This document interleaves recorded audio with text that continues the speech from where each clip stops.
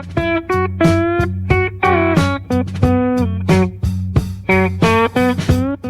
right, so have you ever heard this podcast, Beyond the Engine Room? No, I can't say I have. Well, it's this really cool story about a British engineer, this guy, Rob Peterson. Oh, interesting. Yeah, it all starts back in 1975 in Cardiff, South Wales. Shipyards, huh? Not exactly what you think of for like a podcast. Right, exactly. But it's way more interesting than it sounds, I promise. Well, I'm intrigued already. What makes it so captivating? Well, I think it's because it's such an unexpected journey. You know, Okay, I see. it's not like some high-flying CEO or a celebrity or anything like that. Right. You know, Rob starts out at 16, just out of school, and he's got that same pressure that we all had to figure out, like, what am I going to do with my life? Oh, yeah, totally. I remember that feeling. So his dad's pushing engineering, but it's actually his mom who gets him an interview. Oh, really? How'd she pull that off? Well, it turns out she's a barmaid, Hmm. and one of the pub customers actually works at a shipyard. Wow, that's some serious resourcefulness. Right. It's Right. amazing how these chance encounters can, like, shape a whole life, you know. Absolutely. So where does this interview land him? This place called Commercial Dry Dock Enterprises.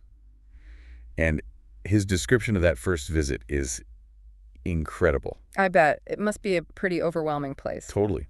He talks about these towering ships in dry dock, all the metal clanging, the smell of paint and oil in the air. I can almost smell it now just from your description. Right, and you can just imagine the 16-year-old kid feeling totally dwarfed by this whole industrial scene. Yeah, and probably feeling all those experienced workers kind of sizing him up, too. Oh, definitely. Mm-hmm.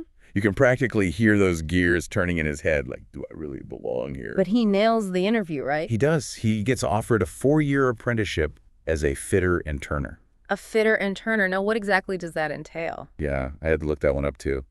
Basically, they're the ones keeping those massive ships running, you know. Okay, makes sense. They assemble, install, and maintain all sorts of machinery. So like the unsung heroes of the shipyard? Pretty much. Yeah. But before he can actually start at the shipyard, Rob spends a year at engineering college. Oh, right. Gotta learn the basics first. Exactly. Lathes, drilling machines, all that foundational stuff. And you're not going to believe this, but he meets his soon-to-be lifelong friend on the bus ride home. No way. That's wild. I know, right? It just goes to Yeah. show you sometimes the most important connections happen in the most unexpected places. Absolutely. So he meets his buddy, starts his apprenticeship. What happens at the shipyard? So he and his friend end up in a workshop with this great group of guys, and there's this one guy, Eric, who really takes him under his wing. Ah, the mentor. Every good story needs a mentor. Exactly. And Eric's guidance goes way beyond just teaching him how to operate a lathe, you know. Right. It's about more than just the technical skills. Exactly. He instills in Rob this sense of discipline, attention to detail, and like a real respect for the craft. That's so important, that passing down of knowledge, that sense of lineage. Absolutely. But it wasn't all serious business all the time. Oh, I bet there's some good shipyard humor in there, too. Oh, yeah. Rob tells this hilarious story about how they used to prank the apprentices. Oh, no. What did they do? They'd send them on these wild goose chases for things that didn't even exist, like a long wait or a tin of stripped paint. Oh, that's classic. Gotta love a little rookie hazing. Right. And you can tell it's all in good fun. Yeah. Speaks to that camaraderie they had. Definitely. That shared experience, the laughter in the face of adversity, it really brings people together. So the learning continues, right? Mm-hmm. Rob rotates through other departments, and each one has its own unique challenges and characters. Sounds like he's getting a well-rounded education in ship repair. Oh, yeah. He spent some time with the pipe fitters, led by this guy named Charlie, who is apparently quite a character. Oh, I bet I can already picture him, gruff exterior, heart of gold, probably a million stories. I know, right? And then there's the outside engineering department, where things get really gritty. So he's going from classroom to the real deal. Exactly. He's working on engine room, machinery, rudders, propellers down at the bottom of the dry dock. Wow. That's hands-on experience. For sure. But remember those seagoing maintenance stories that he mentioned? Oh, yeah, the ones that really sparked his imagination. Exactly. Those SGM squads traveling the world fixing ships at sea or in foreign dry docks. Sounds like something out of an adventure novel. Right. And you can practically hear the longing in his voice when he talks about it. Yeah. It's like this call to adventure, you know? I get that.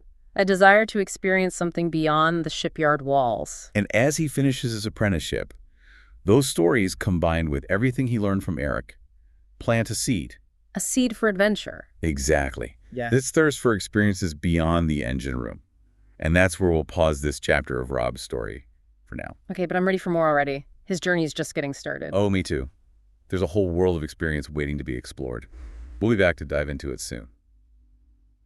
So we've got Rob, all this knowledge and experience under his belt, but he still wants to see the world. What's next? Well, he knows he's not ready to jump right into seagoing maintenance just yet. Right. She spends a few more years at the shipyard, honing his skills, taking on more complex tasks. So like really building a solid foundation before taking on the challenges of SGM. Exactly. And all this time, he's still hearing those SGM stories. Right. They become more than just adventure tales. They start to paint this picture of a unique camaraderie, like a band of brothers facing the open seas. That element of teamwork must appeal to him, especially after seeing it at the shipyard. Oh, absolutely. It's more than just fixing ships. It's about resourcefulness, quick thinking, and trusting the guys beside you. I can see how that would be a draw for someone like Rob with his adventurous spirit. It's an irresistible challenge. So how does he finally make the jump from shipyard to ship out at sea? That's the big question. Well, it's like fate steps in. Remember Mike, his friend from the bus? Of course. The one he met at engineering college. That's the one. Well, Mike joined an SGM squad. No way. What are the chances? And you can imagine the stories he brought back.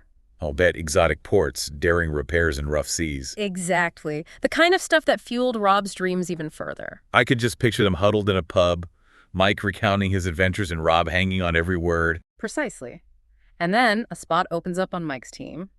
Someone had to return home unexpectedly. Wow. Talk about perfect timing. He needed a skilled engineer fast. So this was Rob's chance. It was his ticket to break free to test himself. So he jumps at the opportunity. Not a chance he missed this opportunity. This was it. So where does his first assignment take him? Well, that's where the mystery begins. Rob doesn't give specifics in this first chapter. Oh, come on. You're killing me. But he hints at a journey far from Cardiff. I can't wait to hear what challenges he faced and what he learned from this first SGM experience. That's the beauty of it. He leaves us with these intriguing threads, these open questions. It's like we're embarking on a journey alongside him. I'm hooked. We've only just scratched the surface. Exactly. There's so much more to uncover. I can't wait to hear about the people he met, the cultures he experienced, and how this all shaped him. It's a reminder that stepping outside our comfort zones, embracing the unknown, can lead to incredible growth. And for Rob, this is just the beginning. Absolutely. There's a whole world of experience waiting out there beyond the engine room. It's amazing to think about, we started with this 16-year-old kid leaving school, not sure what to do with his life, and now he's sailing off on these SGM missions, Right. Facing who knows what kind of challenges out there in the world. It's been quite a journey. And think about all the people and experiences that shaped his path. I mean, that chance meeting with Mike on the bus. Right. And Eric, his mentor at the shipyard, teaching him not just the skills, but that real deep respect for the craft. It all adds up, all these little things. They push us in certain directions. Yeah, and through it all, you can see this yearning for something more, that adventurous spirit that led him to SGM. But he always knew there was a bigger world out there just waiting for him. And that's what makes this Beyond the Engine Room podcast so fascinating, Yeah, I agree. It's not just about fixing ships, but about the human side of it all. The drive to push your limits to see what you're really capable of. I'm already dying to hear about these challenges he faces on his missions.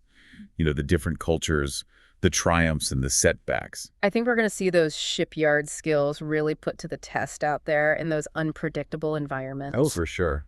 That adaptability, problem solving, on the fly, teamwork, all those things become crucial when you're miles from shore with a ship that needs fixing. And I bet those stories about camaraderie, the ones that drew Rob to SGM in the first place. Yeah. I bet those will take on a whole new meaning as we see how those bonds are formed in those high-pressure situations. It's in those moments, those shared struggles and triumphs that true connections are forged. And I wouldn't be surprised if those connections reach across cultural barriers, as he meets people from all walks of life in those far-flung ports. It's incredible to think about, isn't it? It really is. How this journey that started in a shipyard in Cardiff leads to all these extraordinary experiences. It's a testament to following your passions, even if they take you way outside your comfort zone. And that's what we'll keep exploring as we dive deeper into Beyond the Engine Room in future episodes. Uncovering the technical side of things, the unpredictable life at sea, the personal growth that comes with navigating uncharted waters. So until then, keep those engines running and join us next time for another chapter in Rob Peterson's journey beyond the engine room. And as you go about your day, think about what seemingly ordinary experiences have shaped your path. What adventures are waiting for you just beyond that familiar horizon? Because you never know where a spark of curiosity might lead you. And sometimes the most incredible journeys begin in the most unexpected places. That's it for this deep dive. We'll see you next time.